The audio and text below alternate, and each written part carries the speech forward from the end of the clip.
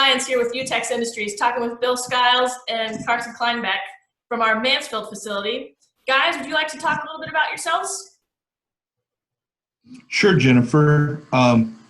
My education's in petroleum engineering, but until I started to work at Utex, I'd never worked in the petroleum industry.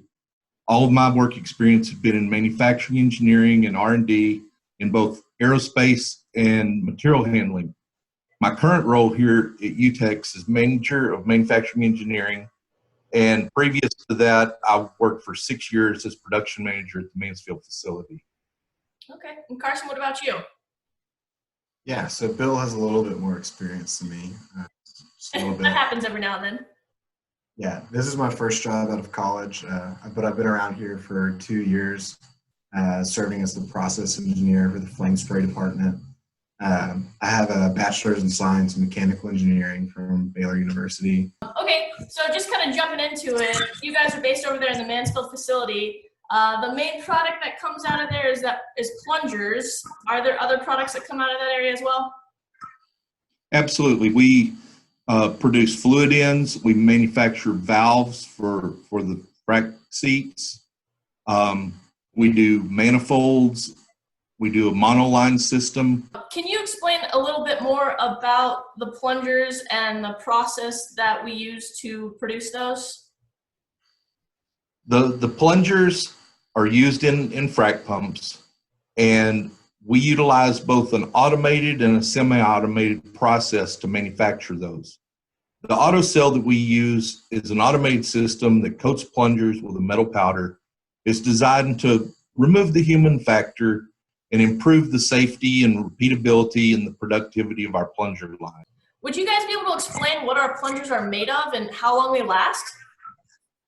Yes, I can address that. Our plungers are made from various different base materials, including but not limited to Durabar 1018, 4140, or stainless steel. The coatings on our plungers are nickel chrome or a tungsten mixed powder. We've done extensive testing on our plungers and in field tests on frac rigs. Our nickel plungers were lasting more than 300 hours in a pump. We actually stopped tracking it at 380 hours on a frac rig because all of our competitors' plungers were lasting about 200 hours. Wow. The tungsten plungers, if we couple that with our super gold packing, are lasting as much as 800 hours. Wow, that is a big number. That's awesome. Yes. So Carson, what kind of quality control do we have to make this product more effective in the field? When I got here about 2 years ago, it was really an art. We had guys that had been working the process for a couple of years who knew what they were doing. It can be a very fickle process, and so every time you run a plunger, we use our nickel chrome powder, our tungsten powder, and variations in that can have drastic effects on the hardness of the plunger, which affects how long the plungers last. The technology that we've brought in has allowed us to change the parameters that we're spraying at with each powder lot and continue to have consistent plunger quality and spray efficiency on every plunger.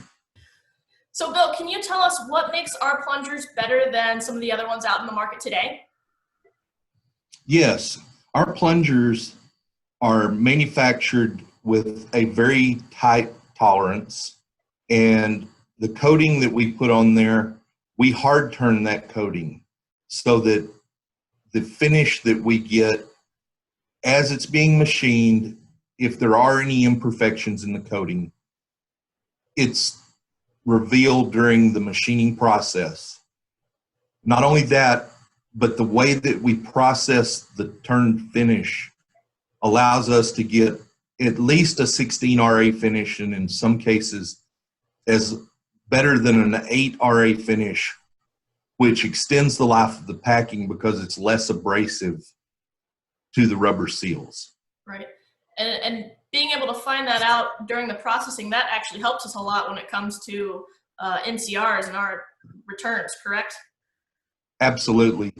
We haven't had very many. In fact, I could probably count on one hand the amount of times that we've had a plunger come back in here over the last almost 8 years that I've been here because of a defect in manufacturing. If I could add on to that, Sure. The process that Bill's describing also forces us in the flame spray when it's being coated to be a little bit more diligent than other places normally would. That hard turning process that reveals those imperfections would naturally lower our yield. So we have to be very careful to not allow those in the first place. And so due to improvements in that and greater overall efficiency, we've also been able to cut powder cost because of the spraying efficiency that's required for us to put out good parts. If we ran like any other shop, then that cost would show up on our plungers. Absolutely. I've seen the sales price of our plungers almost decrease year after year because of our cost savings in our manufacturing process. On these plungers, do you have to go through a lot of inspection? What kind of stuff do you have to do in order to get it out the door? Well, our plungers are inspected after every operation. Then it still goes across our QC department for final inspection. So that's very much a lean process. You're inspecting it at every step that you can. Absolutely, because if there's one mistake that happens along the way, we don't want to continue making it. And there's a lot of things that can go wrong in a plunger. It's kept me up at night.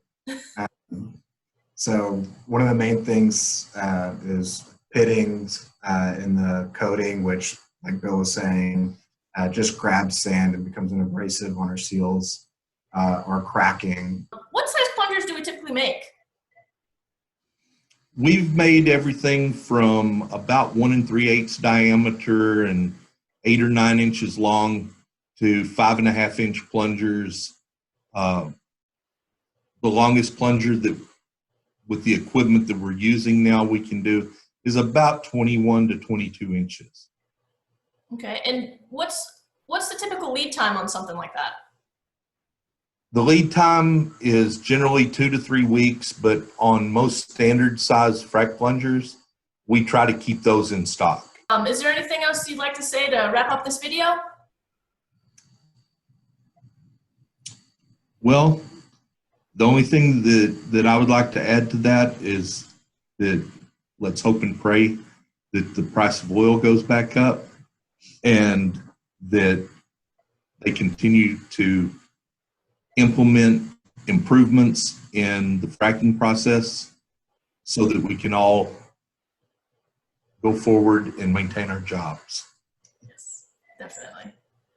I think with a lot of the downtime that people have had nowadays, we'll be surprised at some of the improvements that they've made to the field today. Well, we've tried to utilize this time to do a lot of production improvements around here.